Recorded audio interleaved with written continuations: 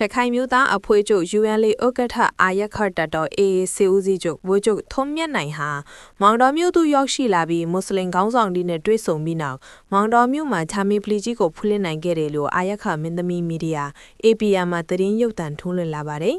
ခရိုင်မွတ်စလင်ရေးရဥက္ကဋ္ဌဦးမောင်အေးကဗိုလ်ချုပ်မောင်တော်မြို့သို့ရောက်ရှိလာခဲ့တယ်ဆိုတာကို APM ကိုအခုလိုပြောဆိုပါတယ်2025ခုနှစ်8လပိုင်း30ရက်နေ့မှာကျွန်တော်တို့ဗိုလ်ချုပ်ရောက်လာလို့ကျွန်တော်တို့တင်ပြပေးပါတယ်။အဲ့ဒီတင်ပြပေးတဲ့နောက်ဆုံးကြိုးပမ်းချက်ပါဒီလိုဖွင့်ပေးတယ်မဟုတ်ပါလားဖွင့်ပေးတာကိုအထူးကျေးဇူးတင်ပါတယ်။ဝမ်းလဲဝမ်းသာပါတယ်လို့ပြောဆိုပါတယ်။အာရခတက်တော်စေဦးစီးချုပ်ကိုတိုင်မောင်တော်မြို့သို့ရောက်ရှိလာပြီးဒေသခံမွတ်စလင်အတိုင်းဝိုင်းနဲ့နှွေးထွေးစွာတွေ့ဆုံခဲ့တယ်လို့သိရပါတယ်။ဒီမောင်တော်မျိုးဂျာမီပလီကြီးကိုလူမျိုးနှစ်ခုကြားလူမှုတဟဇာတာဖြစ်စေရေးအာရခပြည်မှာမိတင်းနေထိုင်တဲ့လူမျိုးတိုင်းမိမိယုံကြည်ရာကိုလွတ်လပ်စွာကိုးကွယ်နိုင်ရေးအတွက်အာရခပြည်သူအစိုးရကဖွင့်ပေးတာဖြစ်တယ်လို့သတင်းမှာဖော်ပြထားပါတယ်။